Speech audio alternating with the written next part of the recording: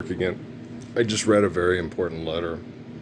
I've gotten a lot of important letters. I used to get letters from my mom when I was in the service, and I got letters from my fiance Yolanda, and I also got letters from my wife Stephanie when she was in Oklahoma during my time in the military.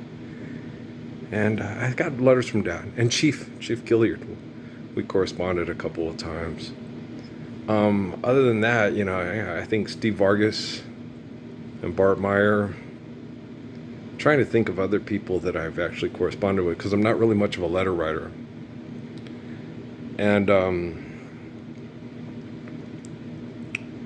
I don't write much at all. When I did write, and I remember Sergeant Montalvo reading my writings and just freaking out and saying they were some of the most beautiful, deep things she's ever read in her life. I was like, really? I didn't understand it. I was like, they were dream notes books about being away from home and being engaged and trying to, and so she read them and she was just like totally amazed. She didn't believe that it was hard for her to believe that a man could have thoughts and express himself that way. It was interesting. But you should always, understand your relationship with others and try to be considerate and empathetic and understanding of your relationship with others and stuff. And so, but we're going to talk about the scientific community and the religious community tonight, okay? Because let's talk about what the scientific community has given us and the religious community has given us. The religious community has given us humility, wisdom through humility, submission to the word faith in an infinite essence of our eternal existence through holy covenants. That's not just Christianity. That's also Islam. That's also Jewish faith of Abraham.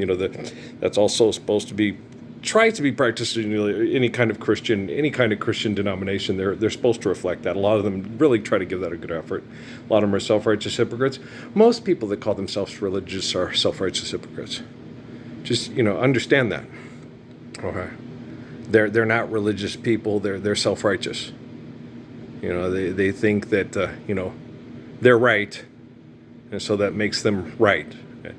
And when something's right, it's right for everyone. Okay, so 2 and 2 is 4. Life is eternal. Grace is infinite. Share, care, given according to need, built to last. That's right. It's right for everybody. It's not just. It's about. Isn't it? Where does it say? Just about me.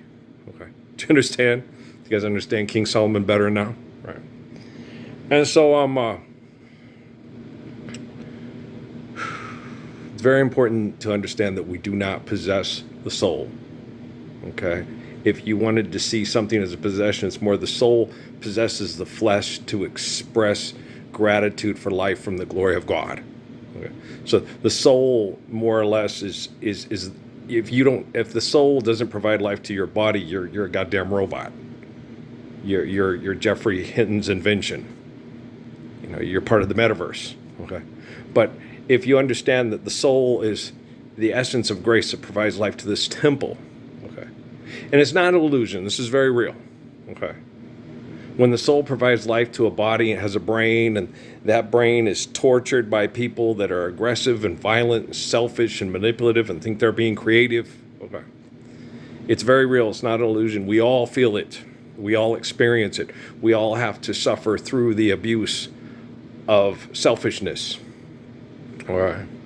Scientific community gave us the guillotine, the catapult, the SR-71, the U-2, the atomic weapon, the nuclear weapon, the cell phone, the all kinds of different things used to manipulate people with selfish, delusional perceptions of human power and authority. Right? The scientific community is responsible, okay, for all sources of genocidal manipulation in the entire world. If 2 and 2 is 4, life is eternal, grace is infinite, care, share, given according to need, built to last. When you do that, anything that you do that you perceive as science, okay, to benefit, share, care, given according to need, built to last, then anything that you perceive as, it's not your creation. You're merely manipulating matter through communication of relativity. Okay. And so that's one of the things tonight when I was thinking about it, because, and I told you I had those talks with Jesus in Sierra Vista, and I talk to people with us and they think I'm nuts. Well, if you took somebody that is, quote, a religious figure, and you created you created a device that has a wormhole, and you had devices that could, and stem cell research that could take a person beat near to death and juvenize them and take them to the year 3000, right? And then all the people that believed that Jesus was saying he was God, okay, had believed in that because of his resurrection, okay, and that he's moved to the future, okay. So it wasn't Jesus, because Jesus said, "Why have you forsaken me, and forgive them, Father, for they know not what they do," that would have stem cell research somebody moved him through a wormhole to the future. It was the scientific community to do that. Remember Judah Krishnamurti back in the 60s with that one video? It's very important to understand that the computer that thinks faster than you, run by a Christian scientist or a Hindu scientist or a Muslim scientist, will take over the daily operations of your life and create new religions. Hey, remember that? It was on YouTube. Remember that? It's on YouTube. Remember that, right? You're funny. But a lot of people been through a lot of hell, especially people closely related and connected to me, and I hope, I have a son, Patrick, and I hope he understands how much Natalie loves him, okay, that she fell in love with him as a teenager. And puppy love's not puppy love. When you fall in love with someone because of the way they've treated you and they protected you, you love that person. You never stop. I'm never going to stop loving Ned Gomez. I'm never going to stop loving Miriam Montalvo. I'm never going to stop loving all the people. When as a teenager, I still have strong affection and feelings and emotions for Suzette Gilson, for Tracy Sampson, for all the girls I knew, to all the girls I loved before, Willie Nelson and what's the other guy's? Julio Iglesias, Enrique Cesana, who's traveled in and out my door. I'm glad they came along. I dedicate this song to all the girls I loved before. Just being silly. Moonlight Lady. One of the things I have to console me, okay, is that all the ill will and the resentment that my sons have felt towards me was not of my making and my design and not my selfishness. It was made of all the people like that guy I watched on 60 Minutes the other night that has that bunker in Kansas, that is already built to specs. He just had to get, a $1 million dream home guy come in and with, close to $500,000 or I don't even know if he'd spent $1 million. He made it into this really nice place. It's got the pool, the salt, probably about $1 million, and made this place this really nice 14-story condo for psychopaths that want to survive after we mass murder everybody and destroy the ecosystem through psychotic interactive behaviors. And, and he got $2 million a floor for each one. And there's 15 floors. Okay. So, sitting there looking at it going, and I told my dad about it. He goes, "Well, that's really smart." I go, "You think it's smart for people?" And I told him that because I love my father. I said, "You think it's smart for someone to deny the Lord's Prayer, Psalms, and Proverbs in the book of Genesis, and then make lots of money off of people hiding after we destroy everything because we deny the love of the Lord?" Dad, you have to. Okay, life's eternal, grace is infinite.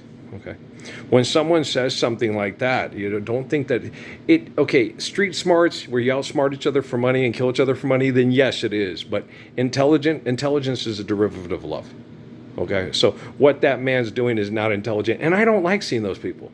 I don't like seeing Jeffrey Hinton's face. I don't like seeing that guy's face. I don't like seeing Eisenhower's face, Custer's face, the new guy who's at Fort Bliss, the one lady who was in charge of White Sands or Holloman while during the Obama administration. I didn't go look her up because I don't want to look at their fucking faces again. I don't want to see the people that were largely responsible for torturing me and my family because they're jealous of me. Okay, I don't want to see them. They watch me all the time through technology. I don't watch them. There's a reason why I don't watch them. I don't want to watch them. I don't want to know what's happening in Donald Trump's bedroom, Joe Biden's bedroom, Barack Obama's bedroom, Hillary Clinton, Michelle Obama's bedroom. I don't want to know any of their bedrooms. I don't want to know what's going on in their life. I just want them to share, care, give in accordance to need, build to last, forgive debt and trespass, love one, eternal faithful peace. So our eternal lives through infinite glory can be beautiful like my faith. All right, I love you. Peace.